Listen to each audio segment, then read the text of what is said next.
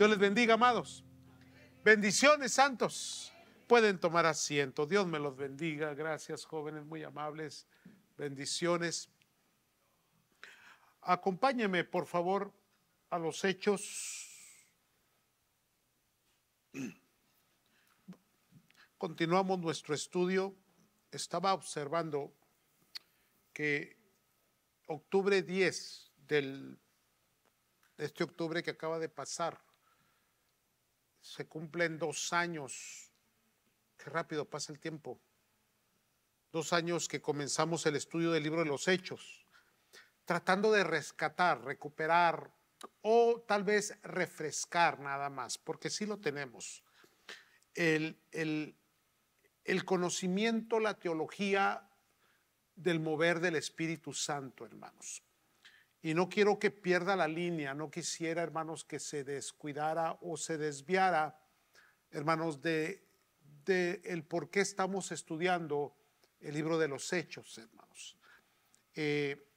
La esencia pentecostal, hermanos, el mover del Espíritu Santo. Y precisamente hoy voy a explicar algo que nos va a ayudar bastante en por qué continuamos en este estudio, hermanos. Hechos 13, 49 al 52. Hoy terminamos ya el capítulo 13, 2 años y apenas el 14 capítulos. Qué bárbaro. Versículo 49, santos, ¿lo tienen, amados? Y la palabra del Señor se difundía por toda aquella provincia, pero los judíos instigaron. ¿Está leyendo su Biblia así? Instigaron, dice la Escritura, a mujeres piadosas y distinguidas y a los principales de la ciudad, y levantaron persecución contra Pablo y Bernabé y los expulsaron de sus límites. Miren lo que dice: los expulsaron de sus límites. Versículo 51. Ellos entonces, sacudiendo contra ellos el polvo de sus pies, llegaron a Iconio. Ahora, el versículo 52 es el que quisiera concentrarme hoy. Y los discípulos estaban llenos de gozo y del Espíritu Santo. Llenos de gozo y del Espíritu Santo, hermanos. Miren, amados del Señor. ¿Qué encontramos en la vida cristiana? Nosotros no somos exentos a lo que experimentaron Pablo y Bernabé, a lo que experimentó Jacobo y Pedro, a lo que experimentaron los primeros apóstoles. Ciertamente ya no es la misma persecución que teníamos, que ellos tuvieron o que ellos experimentaron. La violencia, cómo los trataron, hermanos, la discriminación, el encarcelamiento, los castigos a latigazos por el hecho de predicar a Cristo Jesús. Hoy tenemos una persecución un poco más diferente, ya no es violencia, ya no son castigos, ya no es encarcelamiento, pero sí hay una persecución psicológica, sí hay, hermanos, una apatía, sí hay, hermanos, una negación, sí hay todavía, hermanos, una forma de buscar la manera de hacernos tropezar. En algún tiempo, hermanos, en el futuro vendrá otra vez la persecución y vendrá otra vez la tribulación.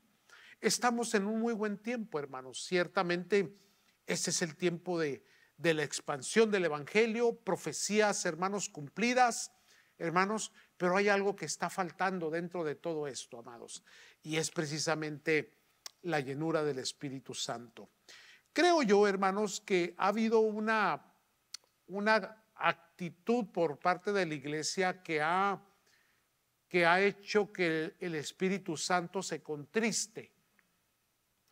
La persecución ha sido de tal manera, no tanto en hacernos negar la salvación y a Cristo, pero de alguna manera nos hacen ver, oiga esto, que el cristianismo no ocupa tanto compromiso, no necesita la santidad, no necesita la perseverancia, que podemos tener un evangelio muy suavecito, un compromiso muy suavecito, que no tiene que haber una diferencia entre creyentes y no creyentes, que podemos ser participantes de las cosas del mundo.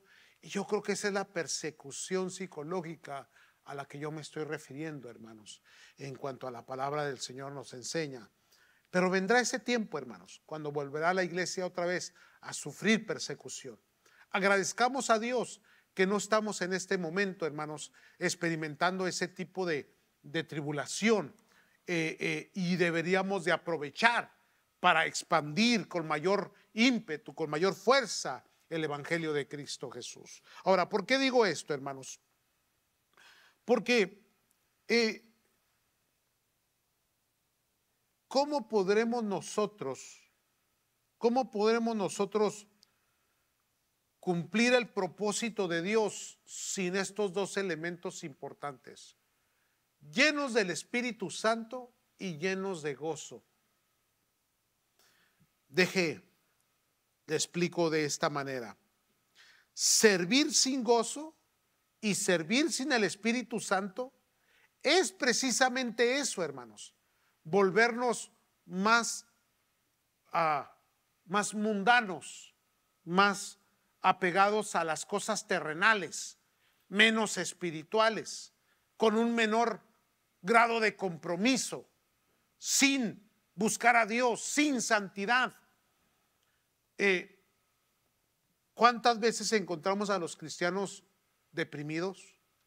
¿Cuántas veces encontramos a los cristianos apáticos a la obra del Señor? Digo, no estamos en tiempo de tribulación, no hay persecución. Entonces, ¿por qué la iglesia se vuelve tan fría para el servicio a Dios? Yo creo que eso es lo que le hace falta, que le aprieten las tuercas, ¿no? O sea, si la iglesia fuese perseguida como fue perseguida en ese tiempo, veamos el acontecimiento. Ya habíamos hablado de que tuvieron problemas en la sinagoga. Luego salieron a la calle, hermanos, a un lugar público, y aquellos que los comenzaron a cuestionar dentro de la sinagoga, ahora lo están cuestionando en la zona pública. Para este entonces ya está la mitad de la ciudad reuniéndose, escuchando el evangelio. El evangelio seguía siendo esparcido, hermano. Pero estos judíos religiosos, enojados, molestos, dice la palabra, hermanos, que se levantaron en persecución contra Pablo y Bernabé. ¿Cómo lo hicieron? Instigaron a mujeres piadosas. Estaba yo leyendo de dónde salió esto de las mujeres piadosas y distinguidas. Y es que eran unas viejas chismosas, hermanos, que estaban casadas con gente de alto rango. Recuerde que está hablando de griegos, está hablando de gente, no eran, ¿cómo explicar esto? Las sinagogas tenían un alto reconocimiento dentro del Imperio Romano, hermanos. Era como una negociación política que había, muy hipócrita, por cierto, porque siempre se miró al Imperio Romano como el enemigo. Sin embargo, por debajo del agua se hacían muchas maneras de mantener esa relación política, para mantener cierta paz y cierta libertad religiosa. Entonces, varios de los judíos tenían posiciones en el gobierno, y varios de los del gobierno asistían a las sinagogas aún sin ser judíos. Pura conveniencia nada más, según los historiadores, hermano. Ahora bien, cuando comienzan a ver que el evangelio se está expandiendo, que más de la mitad de toda la ciudad se convirtió a Cristo, estos se enojan y comienzan a buscar a la gente de alto rango en la ciudad. ¿Y por dónde se le entra al varón? Sino por la esposa. No sé si me está entendiendo. Porque al varón, ¿qué le importa lo religioso? ¿Qué le importa lo que esté pasando? Pero a estas, otra vez, viejas chismosas. O sea, cuando lees un poco la historia vas a encontrar esto bien interesante, hermano.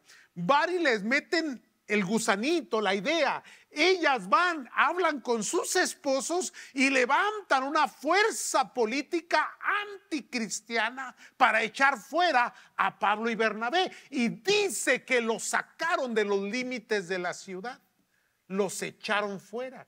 Después hablaremos de esa palabra bien linda, hermano, que dice que sacudieron el polvo de sus zapatos. Eso es algo también muy profundo, hermanos. Pero vamos a quedarnos en esto. De ahí, cuando salieron, hermano, ellos se fueron a Iconio. Pero dice la palabra que los discípulos, o sea, los que se quedaron convertidos, estaban llenos de gozo y del Espíritu Santo. Ya había comenzado persecución y el pueblo estaba lleno de gozo y de Espíritu Santo. ¿Qué pasa cuando la iglesia no tiene persecución de ese calibre? Se comienza a sentar, se comienza a conformar. Hay un dicho, hermanos, allá en mi pueblo, que se decía: la carga hace andar al burro. Y aunque es muy mundano, hermanos, este dicho lleva una cierta verdad que se tiene que analizar. Esa persecución que tuvo la iglesia hizo que se expandiera el evangelio, hermanos. Ahora bien, cuando no hay persecución, no hay identidad. Cuando no hay persecución, hermano, parece que todos llegamos a un mutuo acuerdo. Yo no te molesto con mi testimonio, no te voy a predicar el evangelio, pero tampoco tú me molestes a mí. Negociaciones. Y ahí es cuando la iglesia comienza a decaer, comienza a perder identidad, comienzan a perder el sentido, el sentir, el propósito existencial. ¿Para qué estamos puestos aquí, hermanos? Esto es importante entenderlo, hermano. Entonces ellos sufrieron persecución, fueron expulsados, pero aún así, con todo lo que estaba pasando, todos aquellos que eran de Cristo seguían llenos de dos cosas: gozo y Espíritu Santo. Porque eso es lo que nos mueve, lo que nos motiva, lo que nos lleva aún en las adversidades, hermanos. Ciertamente la iglesia está decaída, ciertamente hay deficiencia, pero yo siempre he creído que Dios tiene un remanente que es un pueblo que todavía no quita, hermano, el sentido, no quita, hermano, su corazón, su pasión por seguir predicando el evangelio, aunque sufra adversidades. Y ese es el pueblo lleno del Espíritu Santo y lleno de gozo, hermanos. Ahora, aquí viene, hermanos.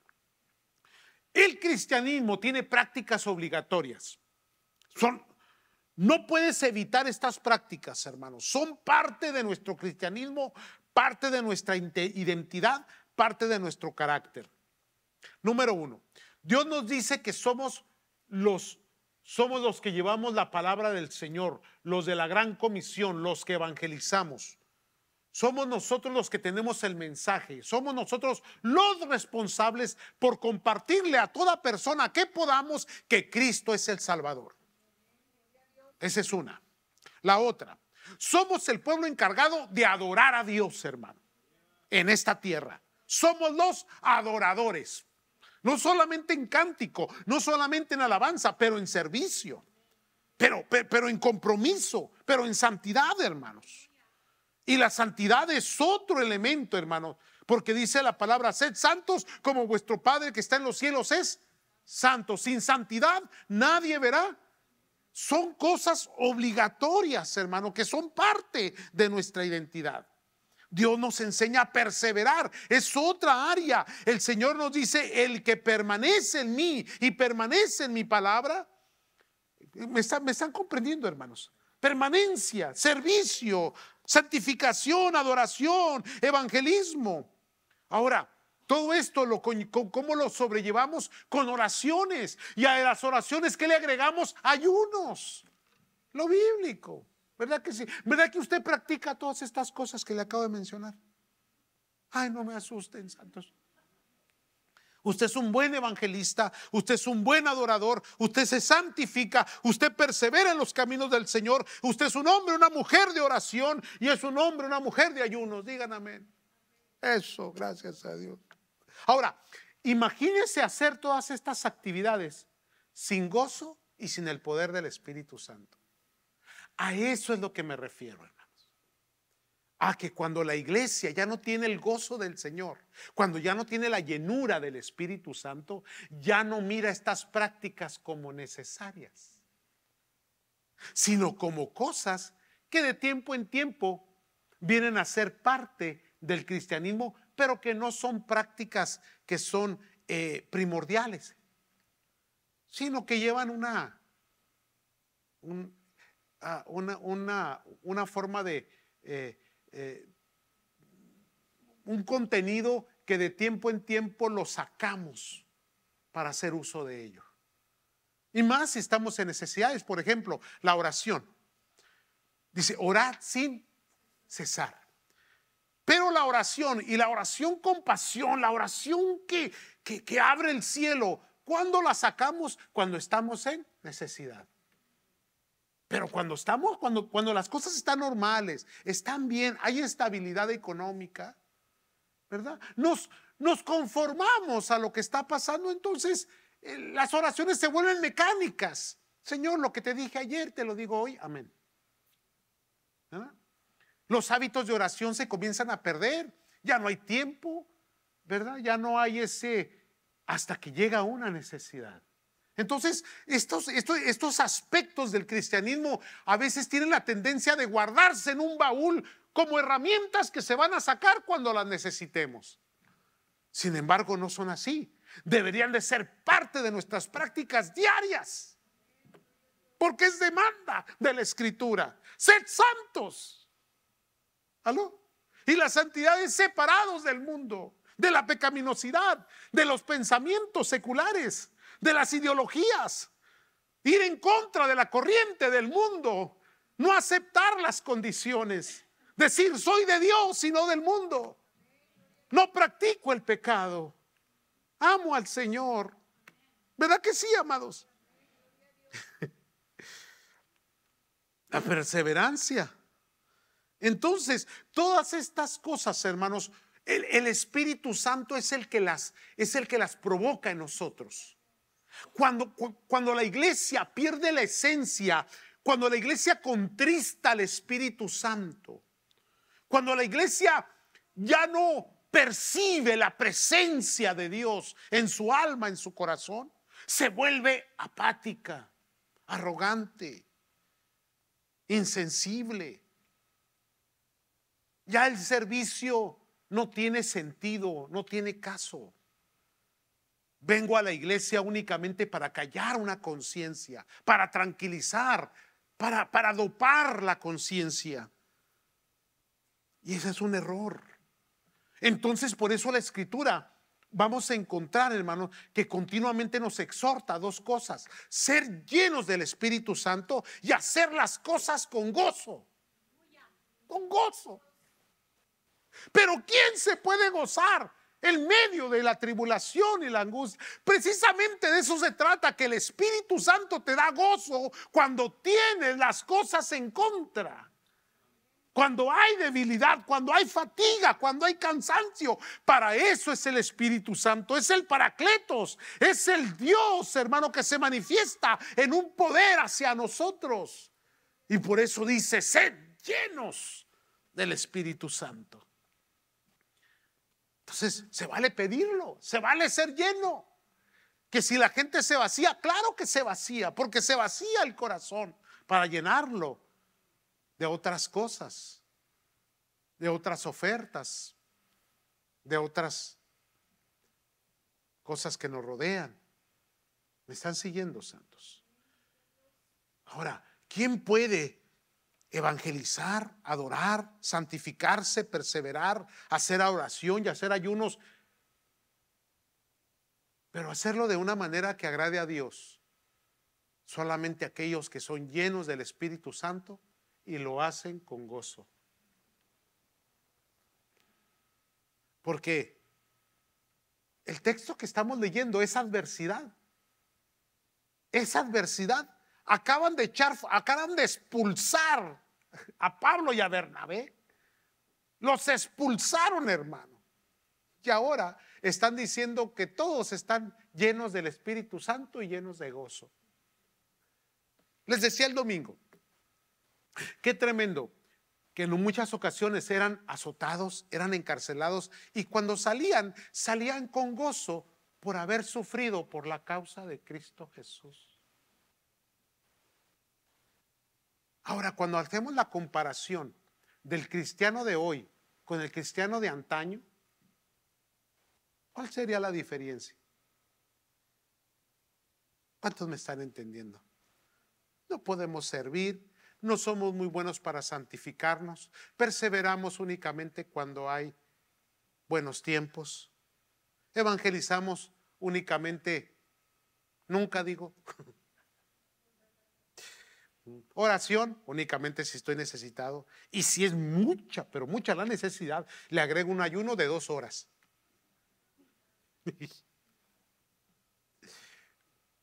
¿Verdad? Y luego me vuelvo muy sentimental y emocional. Si las cosas no están como yo quiero que estén, pues entonces me voy a enojar, me voy a molestar, me voy a frustrar y me voy a ir al mundo. Eso es lo que se ve hoy. En aquel tiempo, la persecución era tan horrible, tan terrible, hermano, tan sangrienta, tan obscena, tan llena de maldad por parte de la política, de los religiosos. Óigame, apedrearon a Pablo y lo dieron por muerto. ¿Cómo estaría ese apedreamiento, hermano? Que creyeron que estaba muerto. Ahora, Pablo se levanta del desmayo de las pedradas, se sacude y sigue predicando el evangelio. Imagínese que a usted me le den una pedrada aquí en el estacionamiento. La demanda que va a recibir la iglesia. ¿Verdad que sí?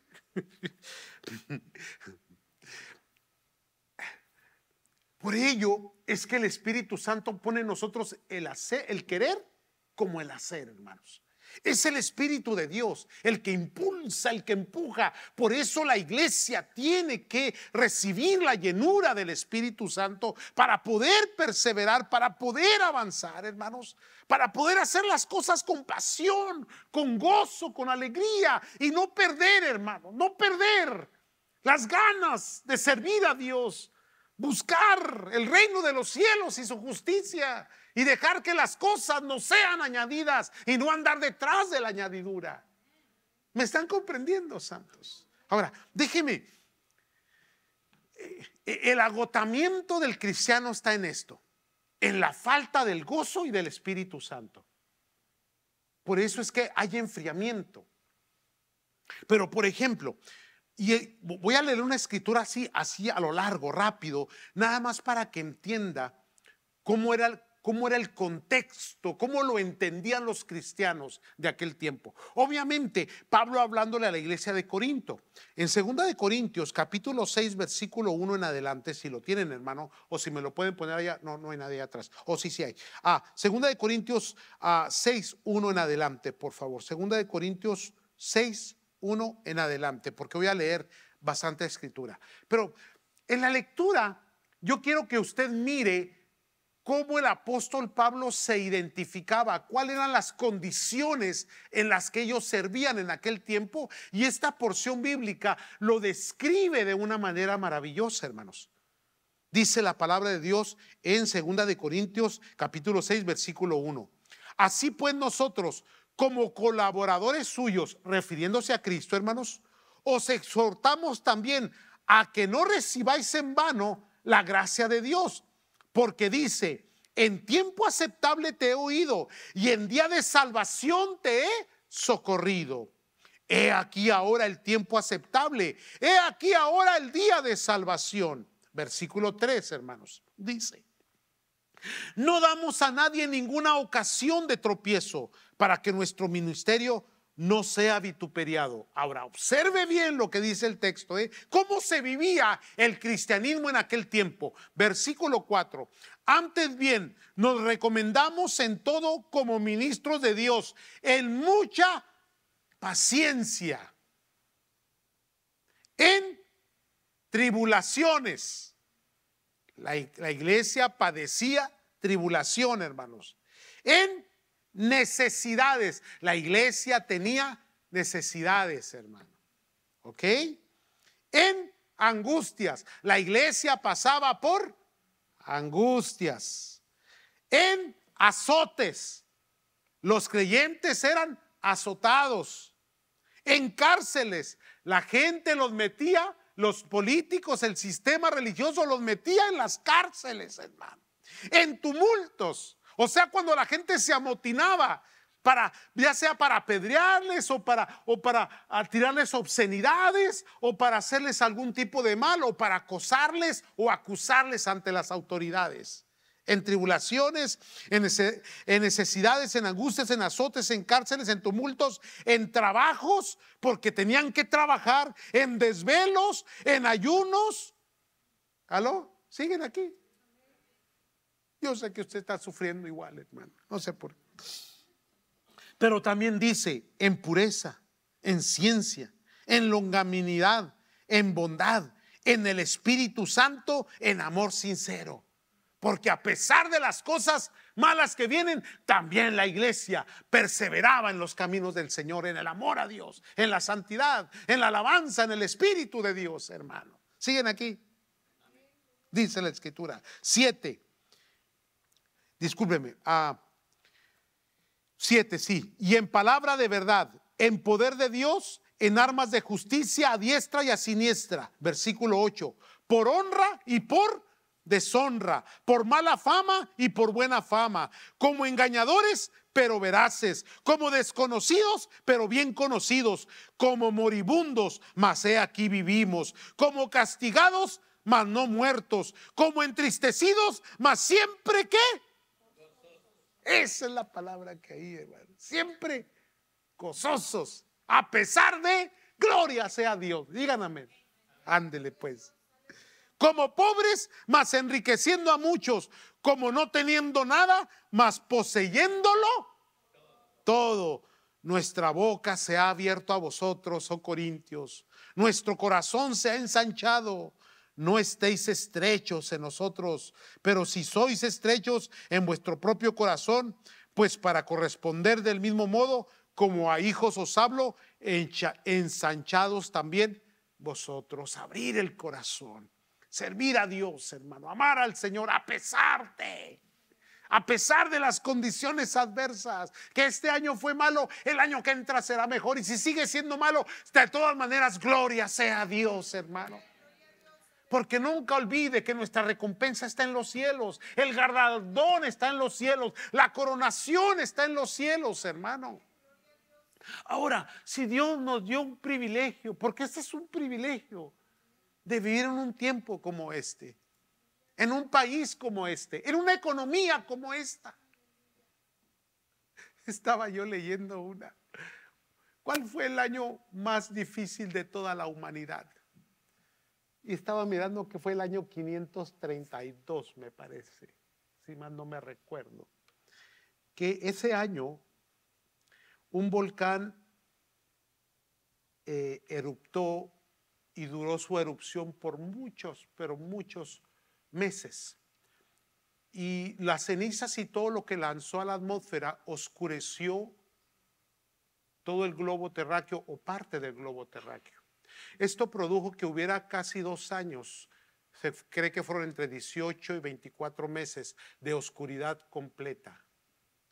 Eso quiere decir que no había la luz, los rayos solares no penetraban y por lo tanto no había agricultura, hubo hambre, hubo pestes, hubo muerte. Ahora, no se vaya tan lejos, hermanos. Vayamos al año 1945, entre el 39 y el 45, cuando 8 millones de personas murieron por la Segunda Guerra Mundial. ¿Cuánto se sacrificó? Vayamos un poquito más para atrás, la Guerra Civil. Vayamos a otro lugar. Y nos quejamos de la pandemia, porque nos encerraron 3 meses, 2 meses, con todo, internet, comida, todo. Y estábamos en tribulación y en angustia y comiéndonos las uñas y el fin del mundo. Demos gracias a Dios. Vivamos agradecidos, hermano. Este es un buen tiempo. A pesar de, hay alimento en nuestra mesa, hermano. Hermanos, tenemos libertad para predicar el evangelio. Nadie nos está persiguiendo. Nadie nos está arrancando las uñas por predicar a Cristo Jesús. Todavía hay libertad, hermano. ¿Cuántos me están entendiendo, santos? Alabemos, adoremos a Dios, santifiquemos, busquemos del Señor y no seamos, hermanos, atrapados ni seducidos por las cosas de este mundo. Sirvamos a Cristo, seamos llenos del Espíritu Santo. Y sobre todo, por favor, tenga gozo. ¿Qué es eso, hermano? Que la gente ande triste, mal. Eso déjemelo a mí. ¿No? Que ande triste, que ande malcarado, que ande deprimido, con todos los beneficios que Dios le ha dado, hermano. La salud, abrió los ojos, no pasó frío, durmió calientito, llovió y no se mojó. Aleluya.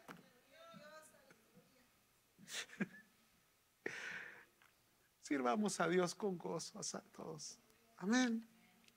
Mire, este año que viene, comprometámonos a buscar de Dios, a amar a Dios, a servirle, a hacer lo mejor para Él, servirle a Él, bendecirle en todo tiempo, santificarnos para Él, hermano, predicar el Evangelio, disfrutar de esa libertad y de todas las bendiciones que Dios nos da, y regocijados en el Señor. Y como dijo Pablo, otra vez os digo, regocijados, goces en el Señor, alábele, bendígale, sírvale con libertad, ame a Dios, cántele. Amén, amados. Entonces, por eso es necesario ser lleno del Espíritu Santo, hermanos. Llévese este mensaje en su corazón, que es muy bonito para ya casi terminar el año, hermanos. Y si va a ser resolución para el año que entra, que sea eso: servir de mejor manera a mi Señor, aquel que me salvó, aquel que me rescató de la antigua manera de vivir. ¿Cómo no le he de servir? ¿Cómo no le he de amar? ¿Cómo no le he de ser fiel a Él? Amén, amados. Eso. Entonces, póngase de pie y vamos a orar, hermanos. Sí, vamos a darle gracias a Dios por su don inefable. Padre.